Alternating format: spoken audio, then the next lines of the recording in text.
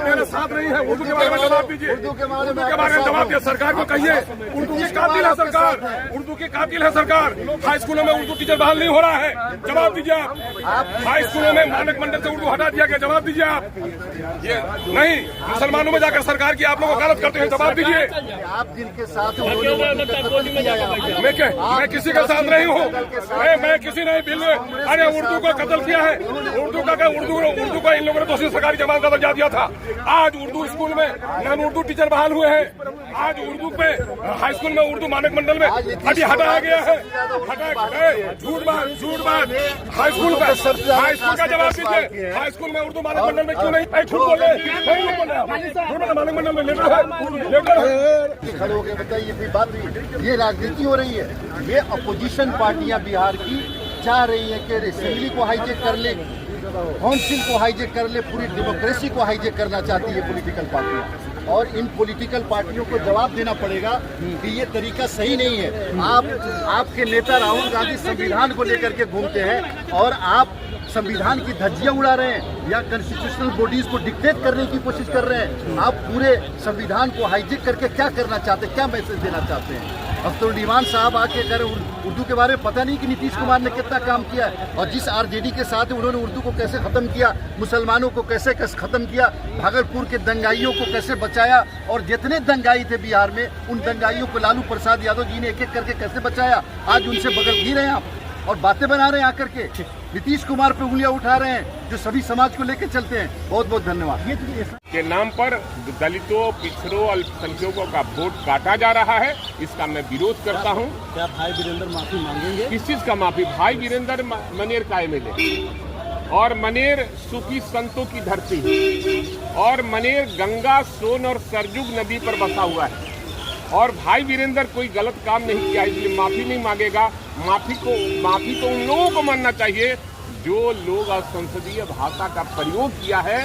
उप मुख्यमंत्री और मंत्री लोग उन पर आप फुटेज निकालिए।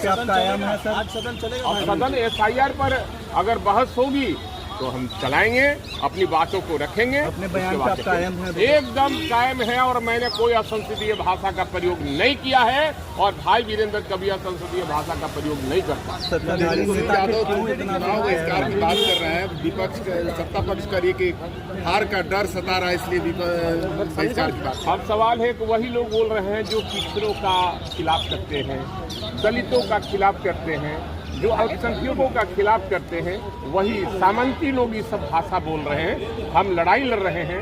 पुनरीक्षण का विरोध कभी आज तक नहीं हुआ है, लेकिन जिस तरह से पुनरीक्षण के नाम पर दलितों, पिछड़ों और अकलियतों का वोट काटा जा रहा है उसका मैं विरोध करता हूं। और आप अगर गरीबों का वोट काटेगा तो उनका जो अधिकार है, जो कल्याणकारी योजना है, उससे वो वंचित हो जाएंगे। इसलिए हम आपके माध्यम से उनको, सारे लोग को मैं कहूँगा जो पिछड़े लोग हैं, अति पिछड़े लोग हैं, अल्पसंख्यक हैं और पिछड़ा है, मैं सबको और दलित है, मैं सबको आह्वान करूंगा कि इस वोटर लिस्ट का बहिष्कार, अगर आपका वोट नहीं है तो निश्चित बहिष्कार करना चाहिए। और जो हमारे नेताओं का, महागठबंधन के नेताओं का निर्णय होगा, भाई वीरेंद्र और सभी विधायक उसके साथ खड़े। अराजकता, जंगल राज और गुंडा व्याप है। आपको लंपट मुख्यमंत्री कहा है? अरे वो कुछ भी कर सकता है जब अपने परिवार और बिहार को बर्बाद कर दिया। ये लोग अराजकता का प्रतीक है। गुंडे स्थापित करना चाहता है सदन और सदन के बाहर।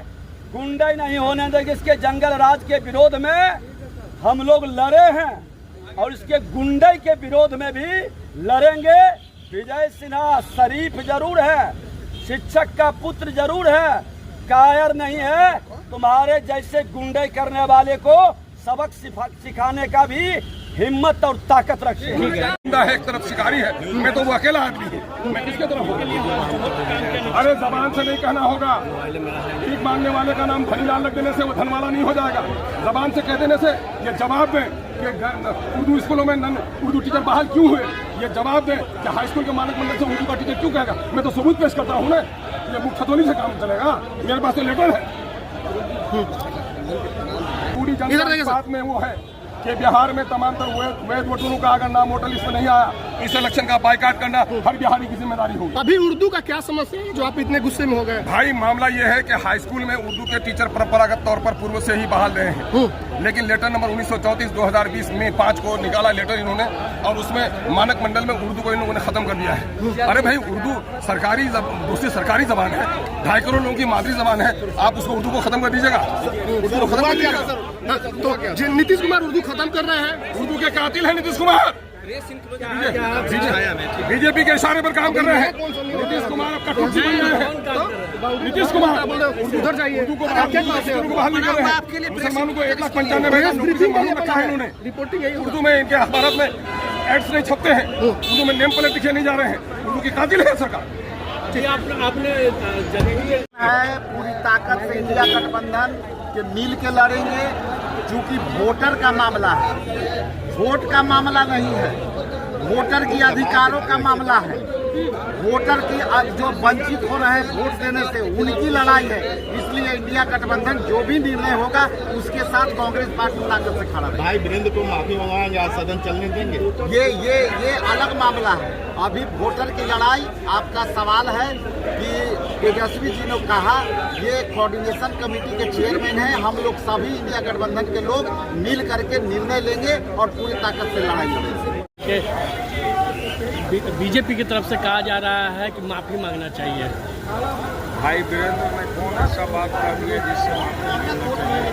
और आपके माननीय उप मुख्यमंत्री जी हाउस में बोल रहे थे कि इसने तेजस्वी जी की तरफ इशारा करके 1,000 लोगों को मरवा दिया।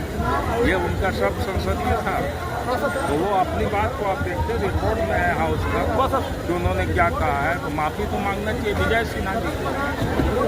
क्या तो आज सदन जो है आप लोग को सदन चलने देंगे? आप लोग पर चर्चा होगी तो सदन चलेगा। बहिष्कार की धमकी देने वाले लोगों को भारत के संविधान से कितना प्यार है ये अब स्पष्ट हो रहा है। ठीक है।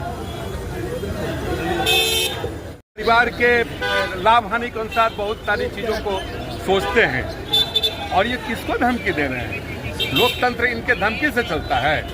भारत का निर्वाचन आयोग इनके धमकी से चलेगा? बिहार विधानसभा के सामने के कैंपस में अपनी बातों को मीडिया के आगे कुछ कह देना, इसी से लोकतंत्र चलता है। वो कह रहे हैं कि सीटें पहले से तय हो गई हैं कि कौन किसको मिलेंगी, और वोटरों के नाम जिस तरह से काटे जा रहे हैं, तो ऐसे में कोई मतलब नहीं है। वोटरों के नाम काटे नहीं जा रहे हैं, जो वोटर हैं वो अपना प्रपत्र भर कर दे रहे हैं, और एक भी जो सही मतदाता है उसका नाम नहीं कटेगा। सरकार की चिंता है, वो लगता है कुछ ज़्यादा चिंता उठा लिए हैं। अब नहीं भरोसा है तो उनको काला कपड़ा पर भरोसा है ना, काला कपड़ा पहने